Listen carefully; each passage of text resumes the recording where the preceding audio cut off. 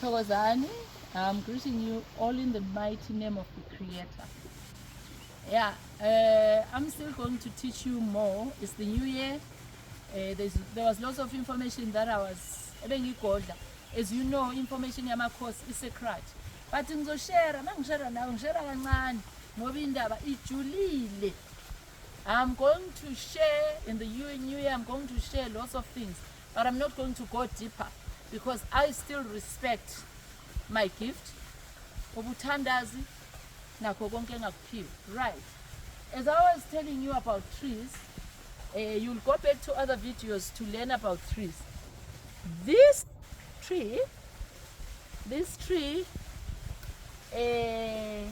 is for the grapes.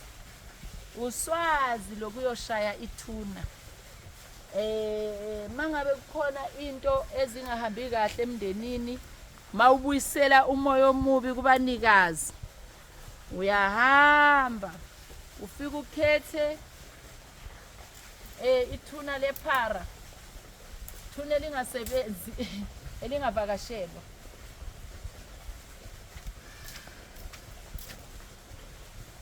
Angeke ngiqhubeke ngiye phambili. The fact that I don't discuss those things, it doesn't mean I don't know them. I know them, but ngizosika elijikayo. I'm going to give you a little bit.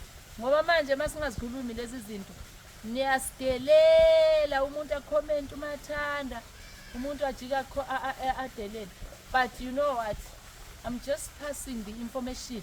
Ukwenzela ukuthi umuntu azi ukuthi lamathunzi that you keep seeing, ushaweni ushaye ithuna njengoba nibhekile.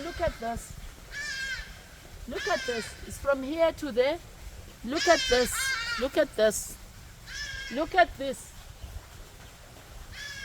Uswazi olusebenza ukushaya lelo thuna live according to the abilities that you give it. From here to there. Look at it at the top. Oloswazi nje akukho la ungenaswazi khona. It's meant for that. It's designed for that. Can you see? It's designed for that.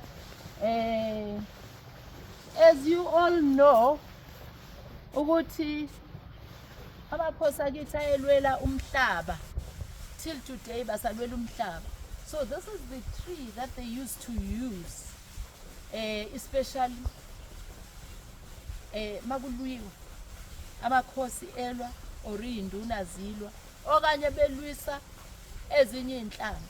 So they used to take this tree bahambe baye esosheni elivelela ifela nje lengazange livike, elivelela athi nje yangena induku sangena isagila wangena umkhonto, izikhali zakudala lezo.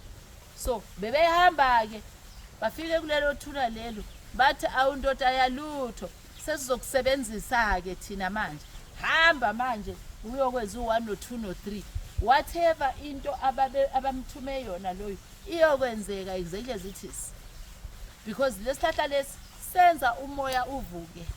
I think it's common knowledge ukuthi no one dies. It's common knowledge.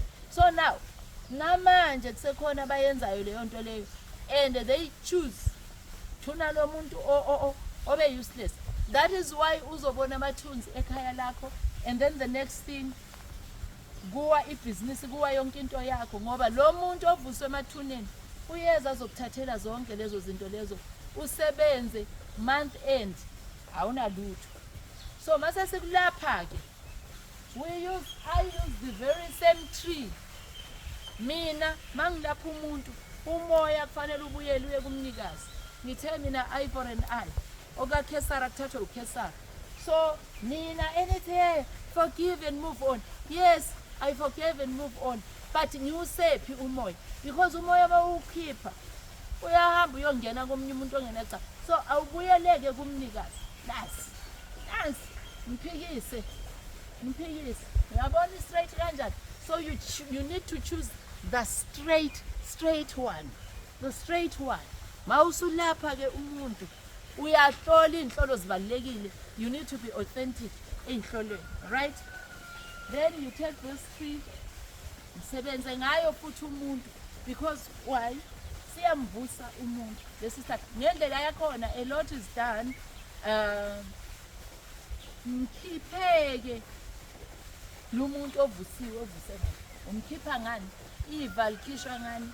Iva likhishwa ngelinye iva, angithi guys. So this is basically for that. Ungaboni ulibele kuthiwa hey ugezwe isilwane, after a week uyasiphupha, after a week ubonani? Ubona amathunzi endlini alibele endlini. Shaya ubuyisela izinto kumnikazi, simple. Awavuthi